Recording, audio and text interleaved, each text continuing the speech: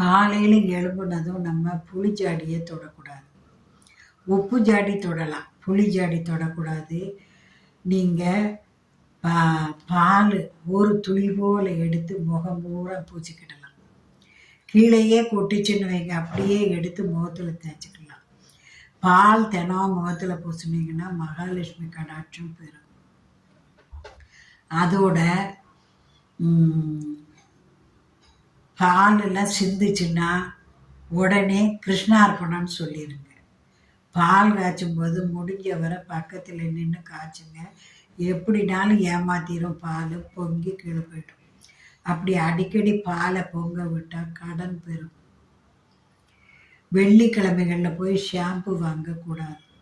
உப்பு தான் வாங்க போகணும், ஷாம்பு வாங்கக்கூடாது.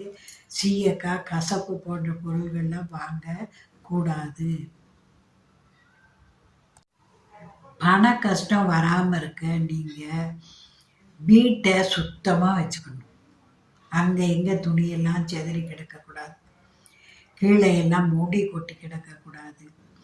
அதே சமயம் தண்ணி வாஷ் பேஷனில் ஒழுகிக்கிட்டே இருக்கக்கூடாது. அப்படி ஒழுகுனா கடன் வரும். அதோட ஆண்கள் வீட்டு விளக்க பொருத்தக்கூடாது, நம்ம பெண்கள் தான் பொருத்தணும். அதே மாதிரி விளக்கு வைக்கிற நேரம் சாப்பிடவோ தலை கட்டவோ வீடு கூட்டவோ கூடாது.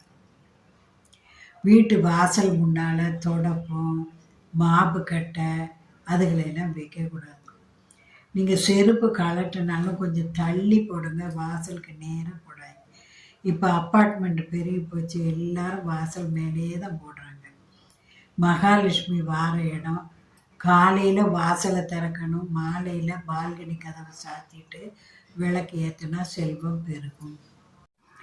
நரம்பு தளர்ச்சி தீரணும்னா நீங்கள் கொத்தவரங்காயை வாங்கி 4 துண்டை கட் பண்ணி ஒரு கையளவு எடுத்து 2 டம்ளர் அல்ல 3 டம்ளர் தண்ணியில், கொதிக்கிற தண்ணியில் சுத்தமாக கழுகிட்டு போட்டு ஒரு 2 பல் பூண்டு கொஞ்சம் பெருங்காயமும் சேர்த்து கொதிக்க வச்சு ருசிக்கு தகுந்த உப்பு போட்டு வடிகட்டி குளிச்சிங்கன்னா எந்த நரம்பு தளர்ச்சியும் உங்ககிட்ட வர முடியாது.